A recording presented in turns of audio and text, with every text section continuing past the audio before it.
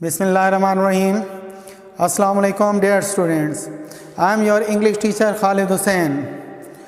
आज के लेक्चर में यानी 3 दिसंबर 2020 इंग्लिश के लेक्चर में हम क्लास न्यू 9th के लिए पेज नंबर ग्रामर की बुक पर मौजूद पेज नंबर 167 पर करेक्ट यूज़ ऑफ वर्ब की एक्सरसाइज नंबर 4 स्टडी करेंगे।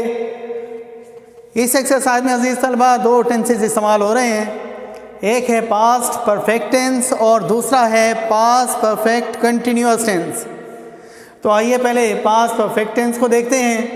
पास्ट परफेक्ट टेंस में बेटा हम सब्जेक्ट के बाद हैड इस्तेमाल करते हैं, वर्ब की थर्ड फॉर्म और फिर ऑब्जेक्ट का इस्तेमाल करते हैं। ठीक है बेटा। और इसी तरह पास्ट परफेक्ट कंटिन्यूअस में हम सब्जेक्ट के बाद हैड बीन, वर्ब की आईएनजी वाली फॉर्म, ऑब्जेक्ट, सिंस फॉर और टाइम का इस्तेमाल करते हैं।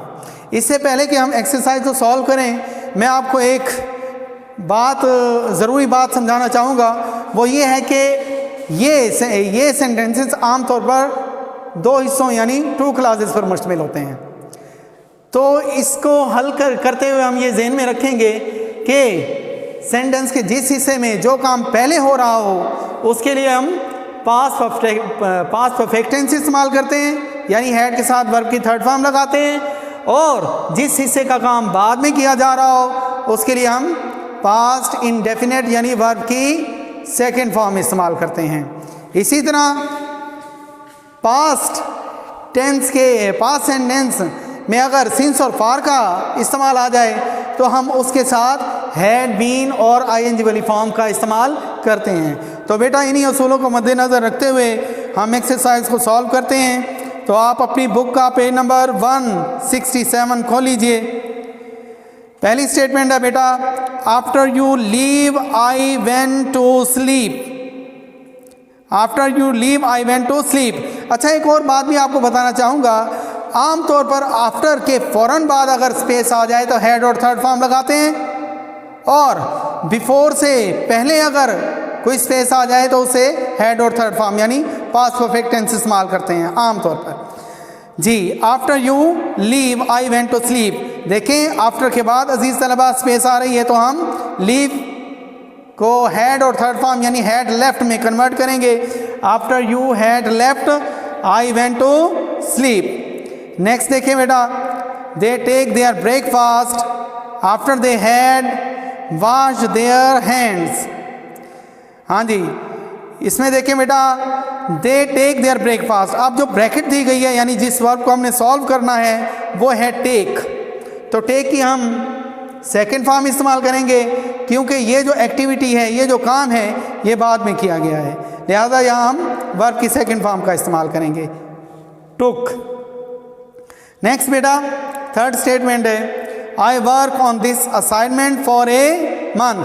आप देखिए सेंटेंस के आखिर में सिंस फॉर यानी फॉर और टाइम का जिक्र है, लिहाजा हम इसके साथ हैड बीन और वर्ब की आईएनजी वाली फॉर्म इस्तेमाल करेंगे। तो ये स्टेटमेंट बनेगी, I had been working on this assignment for a month. Number 4 पर देखिए बेटा, Ali prepare for this examination since October. जी, तो इस सेंटेंस के आखिर में भी देखें सिंस और टाइम का जिक्र है, लिहाजा यहाँ हम हैड बीन और आईएनजी वाली फॉर्म इस्तेमाल करेंगे, यानी Ali had been preparing for his examination since October. Next number 5 पर देखिए, she asked why we had wanted to leave early. अब जो गिवन स्टेटमेंट है इसमें आप देखें हैड वांटेड यानी परफेक्ट टेंस यूज़ हो रहा है, तो बाकी जो स्टेटमेंट बच गई डेफिनेटली हम उसमें वर्ब की सेकंड फॉर्म यूज़ करेंगे, क्योंकि पास्ट परफेक्ट के साथ पास्ट इंडेफिनिट का कॉम्बिनेशन हम यूज़ करते हैं, लिहाजा हम यहाँ पर आस्क की जगह सेकंड फॉर्म यूज़ करेंगे, यानी she asked why we had wanted to leave early. She asked why we had wanted to leave early. Next है बेटा नंबर 6 पर, I asked what places she visited in Europe. I asked what places she visited in Europe. अब देखें asked यानी हम second form use कर चुके हैं, तो इसके साथ जो कम्बिनेशन होगा वो पास्ट परफेक्ट का होगा।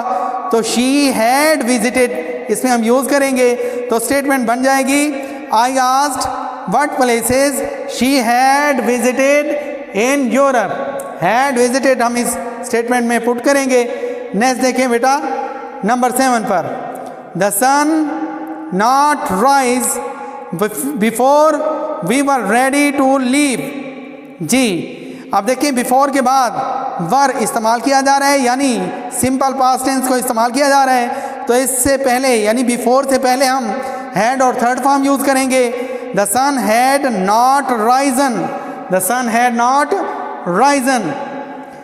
नेक्स्ट स्टेटमेंट को देखिए, यानी नंबर 8 पर देखिए, I had never seen snow before I go to Murree. अब इस स्टेटमेंट में अगर आप गौर करें तो हैड नेवर सीन, हैड और थर्ड फॉर्म यूज़ कर चुके हैं, तो इसके साथ जो कम्बिनेशन होगा वो पास्ट इंडेफिनिट का होगा, यानी हम गो की सेकेंड फॉर्म लगाएंगे। लिहाजा इस स्टेटमेंट बनेगी I had never seen snow before I went to Murree, before I went to Murree. जी बेटा नेक्स्ट स्टेटमेंट को देखिए, यानी सेंटेंस नंबर 9 को देखिए, असलम स्विम फॉर 3 hours। अब इसमें आप अगर गौर करें तो सेंटेंस के आखिर में फॉर और टाइम का जिक्र है, यानी इसमें हम हैड बीन और वर्ब की आईएनजी वाली फॉर्म इस्तेमाल करेंगे। Aslam had been swimming for 3 hours, Aslam had been swimming for 3 hours। ये बेटा अगर आप नंबर 9 पर गौर करें तो यहाँ आंसर लिखा हुआ है, यही आपने स्पेस में फिल करना है।